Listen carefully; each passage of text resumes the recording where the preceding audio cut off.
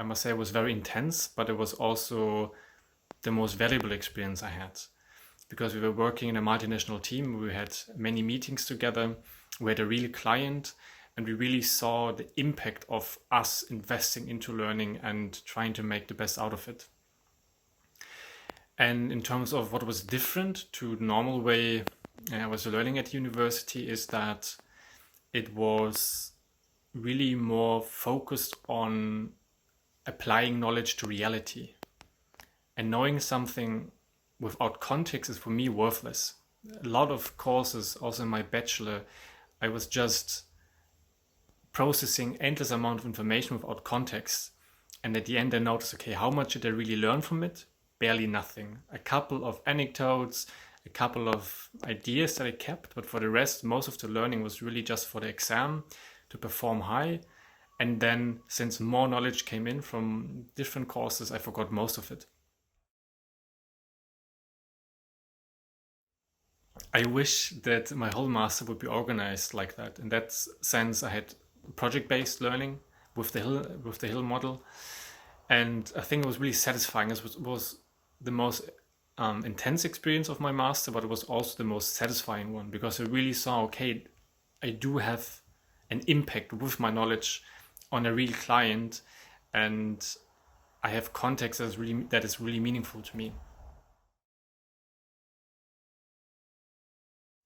I think the intensity and the relevance combined together with the my intrinsic motivation to learn more about it and provide also the client with the best results changed is incomparable to some written exams where I just have an abstract theory with maybe some problems I have to solve.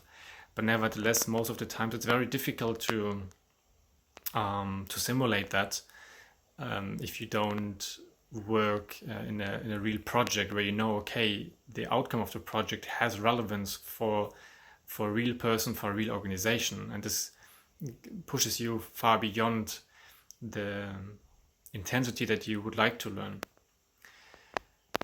And in comparison to previous experiences, um, I am a very motivated person. I love to learn.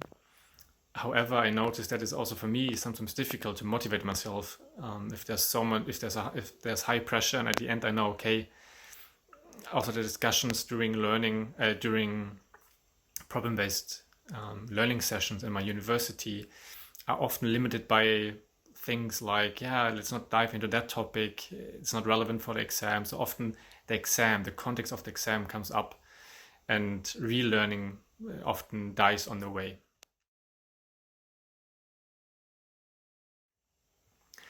I experience it as valuable that I see, okay, it's not just an exam where I sit down for 2 hours and then it's never going to have any relevance for me, and I also don't get feedback on it. And the assessment as learning allowed me to get also feedback on it from different perspectives, from my team, from my supervisor, and from my client. I'm very glad I did not have a traditional exam. I think I really developed, like many other of my students, an aversion against exams. And I think also later during work life, since I already worked beforehand, I hear often that people, if they hear the word exam, they just shriek and they don't want to learn anymore. Um, I think an exam is really, it's just bureaucracy because there was no better way to assess, okay, did this person actually learn something? But at the end, writing something on paper and applying it into the relevant context and shape it in the way that is needed is a complete different league. And therefore I think a traditional exam is in that sense nice on paper and gives you some idea of that the person learned by heart a certain idea, but not really if they really learn to understand to solve a problem in a relevant context.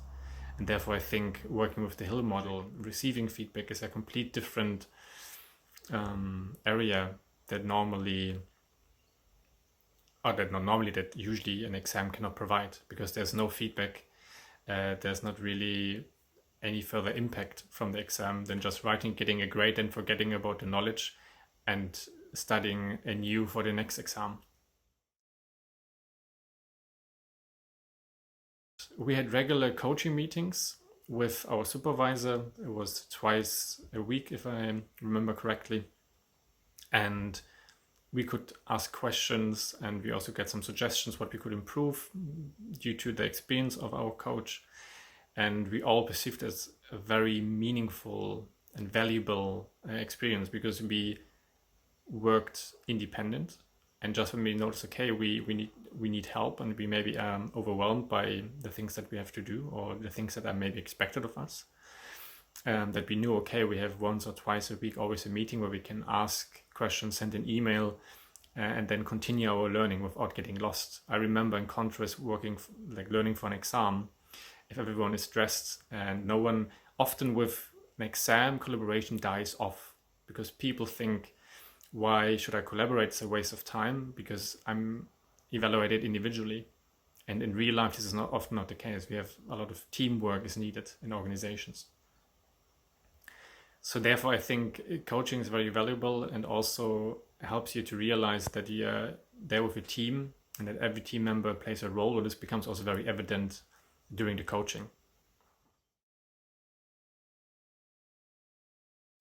I think it is an invaluable asset for any university or student to get in contact with Phil.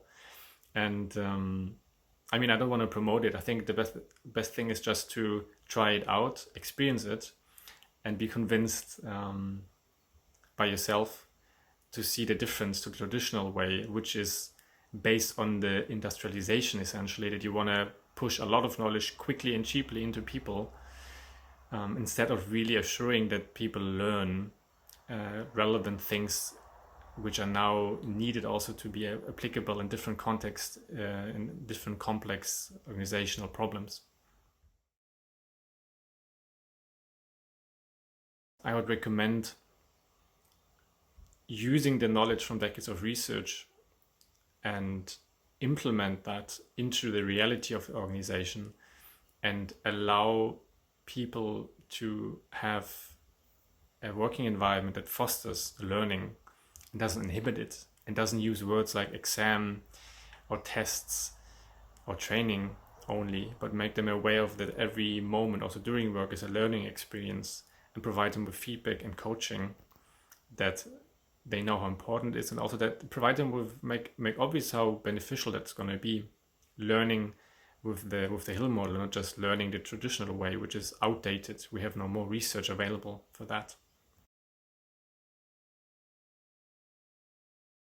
I would recommend to start slowly with adapting the curricula to some extent, like a pilot, because I think you need to get used to this new way of working. With any kind of new habit, you should start slowly, not do everything at all, 5 things at the same time, but start with one step, see how it works, and then I would expand it, because I'm quite sure that it's gonna be quickly adapted, and people are gonna see the benefit of working with a research-based learning model. That is not. Thank you.